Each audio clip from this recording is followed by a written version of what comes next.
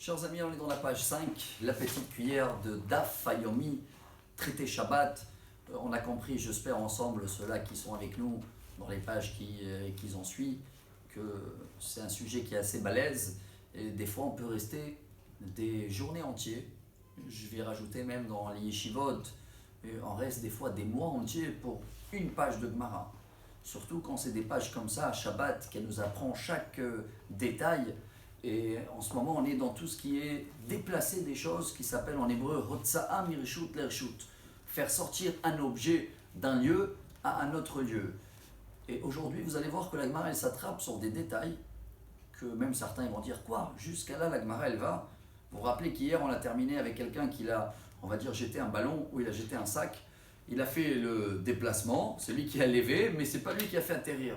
Et bien la Gemara, elle dit même si ça atterrit sur un petit clou qui sort d'un mur, est-ce que ça s'appelle que ça atterrit ou pas? Aujourd'hui, dans la page aujourd'hui, la Gemara nous donne un exemple. Quelqu'un qui a déplacé, on va dire, de l'huile, d'accord, dans sa main, regardez jusqu'à où la Gemara, elle peut y aller, pour comprendre combien ça taille aussi notre cerveau. Aujourd'hui, tous les avocats en Israël, quand ils passent leur diplôme, ils sont obligés de faire un examen sur quelques pages de Gemara pour comprendre jusqu'à où ils peuvent aller dans leur logique. Regardez un exemple d'un sujet qui est traité dans la 5e page d'aujourd'hui. Quelqu'un qui prend un peu de l'huile dans sa main.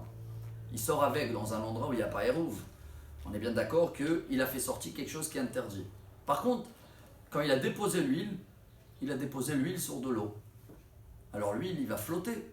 Donc il n'a pas vraiment atterri par terre.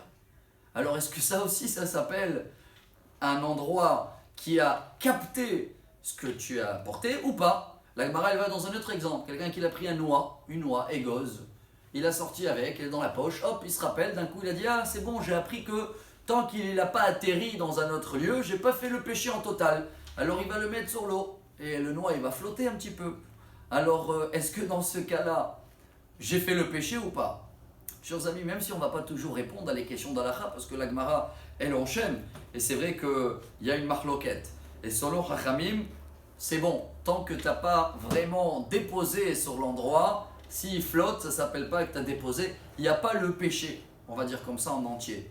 Mais je pense qu'ensemble, chaque fois, on va s'attraper sur des sujets, d'abord pour voir jusqu'à quel détail la Gemara elle veut nous amener, et au fur et à mesure, même nous, on va commencer à faire attention à notre Shabbat et donner une importance à des petits détails. On dirait que c'est rien, mais dans la vie, on ne va pas laisser les choses flotter. On va essayer de les comprendre pour améliorer notre Shabbat. À demain pour la page 6.